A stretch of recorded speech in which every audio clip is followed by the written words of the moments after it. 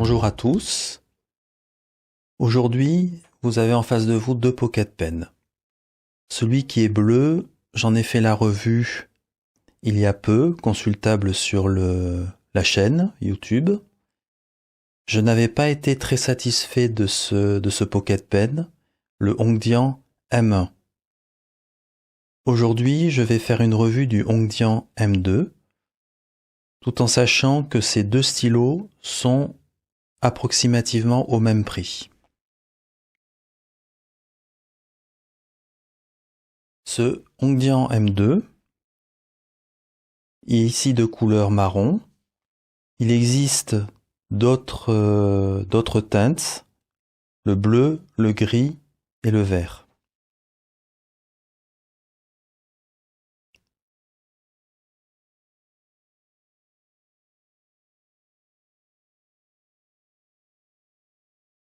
Je trouve ce stylo d'un point de vue aspect assez élégant.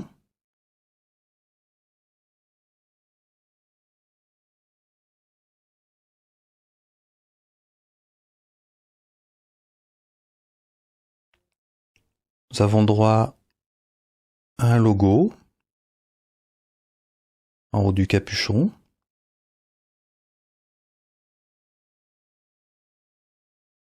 Alors je pense que c'est un oiseau dans ce sens-là. Je ne suis pas sûr que ce soit très bien visible. Qui tourne un petit peu la tête. Il y a pas mal de reflets, mais c'est assez joli.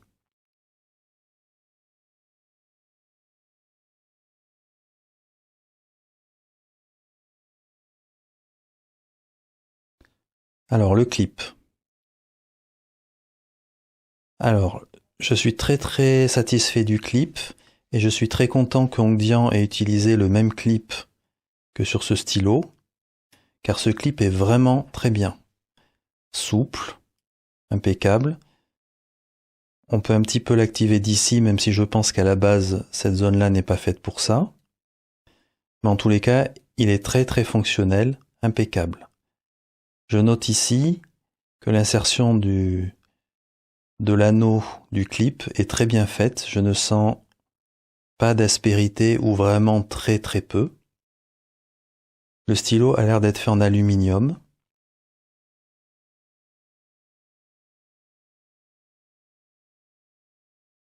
D'un point de vue extérieur, ce stylo est assez convaincant.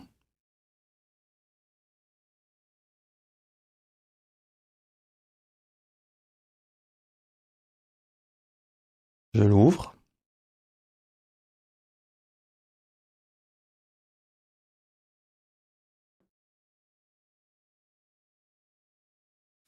Alors la plume.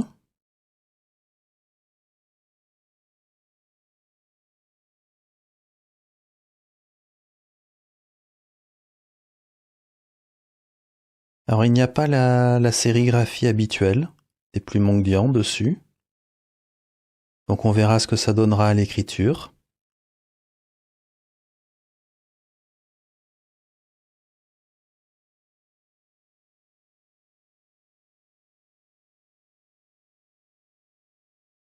Je vais tout de suite vérifier le nombre de tours pour l'ouverture.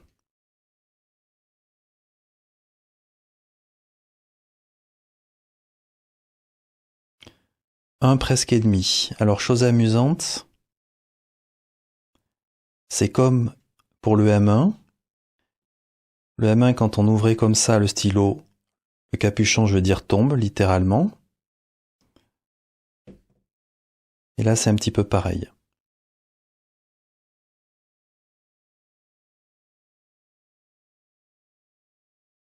Donc entre un tour un quart et un tour et demi. J'ouvre. Alors je suis très content ici, parce que nous n'avons pas le même problème que le M1. Et sur le M1, ça faisait vraiment très cheap. Juste pour rappel, quand j'ouvrais du côté du M1, ici, il racle sur l'arrière, ici, du convertisseur, sur les stries du convertisseur. Donc ça, c'est ce que je disais, ça fait pas très sérieux. Et on le sent bien, on sent, c'est pas qu'un petit peu, hein, ça racle bien. Et ça, c'était probablement dû au fait que c'était en forme un petit peu d'ogive. Ce problème n'existe pas sur ce stylo. Donc beaucoup mieux conçu à ce niveau-là, tout simplement parce que ce n'est plus une forme en ogive, mais une forme vraiment cylindrique. Donc déjà, ça fait beaucoup plus sérieux. Du côté ouverture-fermeture, on est un petit peu sur le même souci, il y a pas mal de jeux. Après, je ne trouve pas que ce soit très inquiétant parce que ça reste du métal, donc ça ne devrait pas poser de soucis dans le temps. Le convertisseur, un classique de Hongdian. C'est le même, je pense, que pour le M1.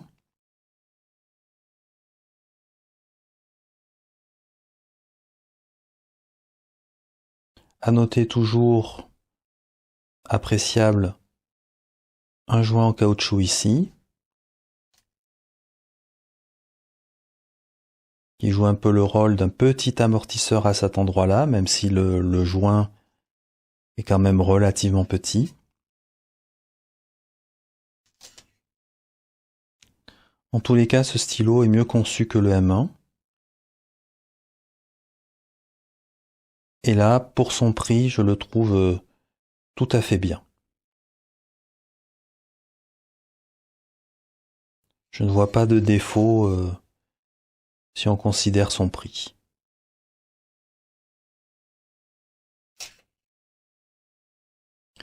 Regardons un petit peu le poids.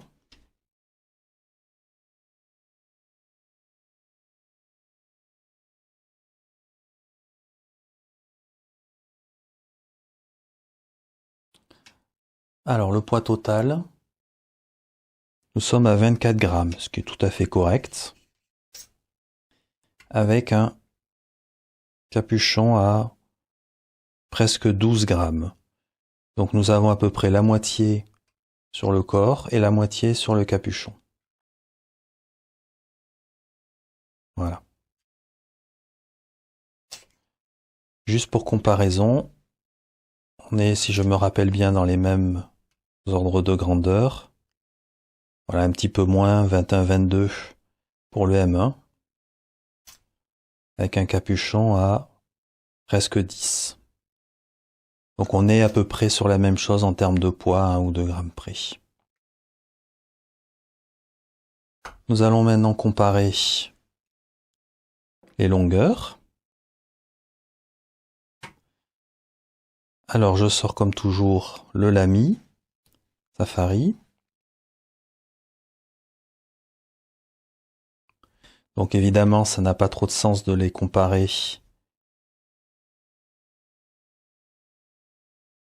quand ils ne sont pas postés. Mais nous voyons ici que entre le M1 et le M2, on est vraiment sur des gabarits similaires. En résumé, le M1 et le M2 ce sont probablement les mêmes stylos, simplement c'est la forme qui change. L'un est en forme, on va dire, de sous-marin, d'ogive, et l'autre est en forme cylindrique. Nous allons voir maintenant poster, ce qui est l'important pour ces stylos.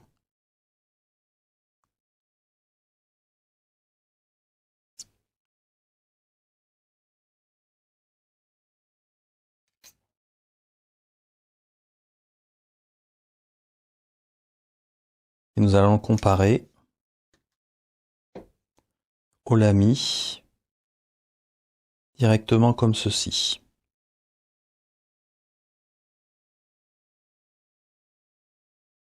Alors, point très positif pour le stylo M2, il est même encore un peu plus long que le M1 et un peu plus long que le Lamy Safari.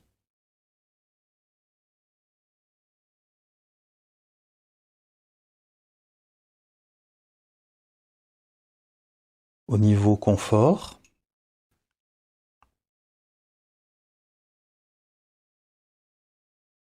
voyons, il y a une belle marge. Donc ça conviendra assez bien aux grandes mains. Il est très confortable. Alors le grip,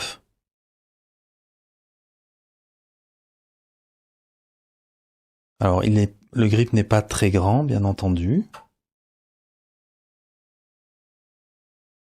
tous les cas, en termes de longueur, tout va bien.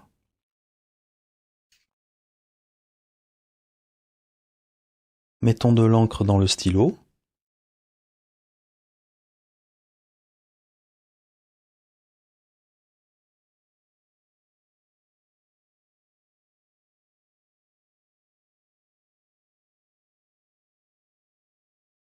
Nous passons au test d'écriture. Alors, suite à la revue du Hongdian M1, j'avais trouvé, si vous vous rappelez, que la plume du Hongdian M1 était correcte, mais sans intérêt, et que les feedbacks étaient vraiment trop forts et que ça allait réclamer un petit peu de passer la plume au papier 10 000 pour la smoother un petit peu. Donc c'est ce que j'ai fait et je vous confirme bien, ça a amélioré nettement la plume et le confort d'écriture. Donc ce stylo maintenant écrit tout de même nettement mieux qu'auparavant. Du coup, je suis très curieux pour la comparaison des deux plumes. Et j'avoue me poser beaucoup de questions parce que je vois que la sérigraphie entre les deux plumes est bien différente. Et par ailleurs, quand je les regarde au microscope, le type, le point, a l'air aussi très différent. Je vais essayer de vous rapprocher les plumes pour vous les montrer. L'intérêt donc de ce test d'écriture va être double, à la fois pour voir si ce stylo écrit bien tout simplement, mais aussi à titre de comparaison avec le M1.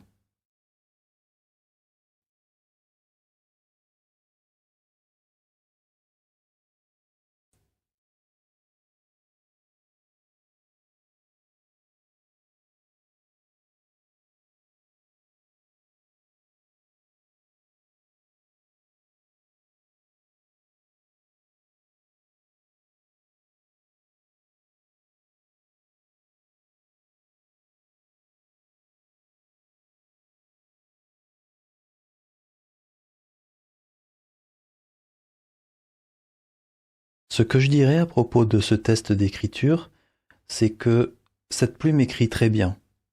Elle est très agréable, elle est même un petit peu souple, et elle est très humide, comme on peut le voir sur le test du dièse.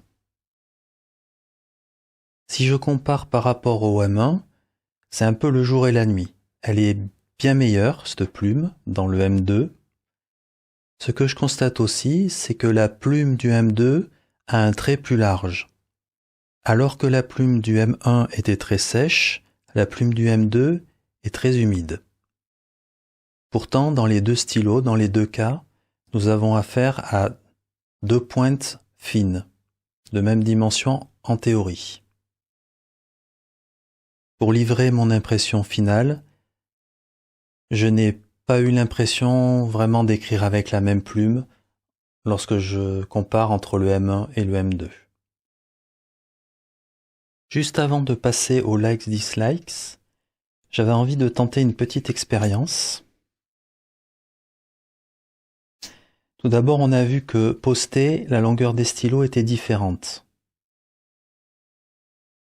Dans le cas présent, la longueur des stylos sans le capuchon est assez identique, surnommé que l'un est cylindrique et l'autre est en forme ovale, en forme d'ogive.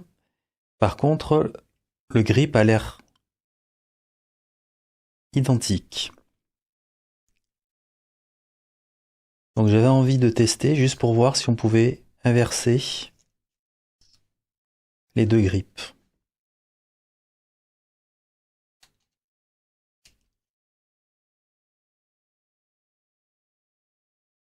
C'est le cas, ça fonctionne parfaitement.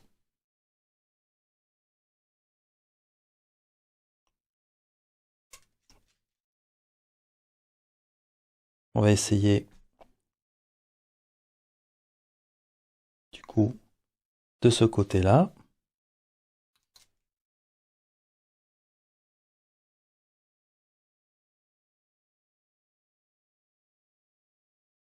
Et ça fonctionne aussi parfaitement. Donc en tous les cas, au niveau du grip, nous sommes sur des choses très similaires. Au niveau, en tous les cas, de l'attache entre le grip et le barrel, c'est identique. Le pas de vis.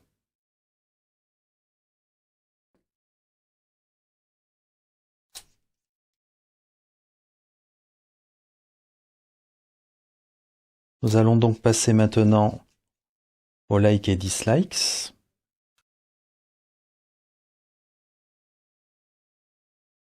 Qu'est-ce que j'ai aimé? Le clip est excellent, tout comme le M1. Impeccable, parfait. J'aime bien la forme du stylo, comme j'aimais bien aussi la forme du stylo du M1. C'est une forme qui est très agréable. La longueur est vraiment très bonne qu'en posté, elle est même plus longue qu'avec le M1, qui était déjà correcte. Donc là, ça conviendra très bien aux grandes mains. Pour moi, la plume, elle est complètement OK. Et en particulier par rapport à celle du M1. Et je dirais même, elle est assez agréable. Elle a un petit côté un peu souple que n'avait pas la plume du M1. Pour terminer, le problème qui existait avec le M1, qui était que le convertisseur raclait, je vais vous le remontrer ici,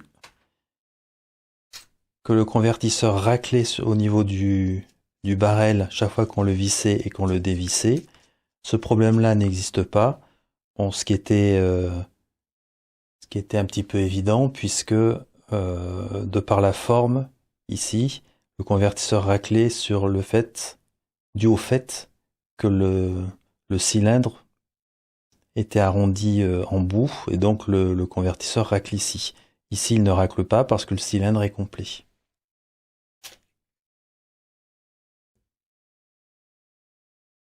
Qu'est-ce que j'ai moins aimé? Eh bien, si on nommait la plume un petit peu la même chose que sur le M1, le grip est assez petit et il a tendance à être un petit peu glissant.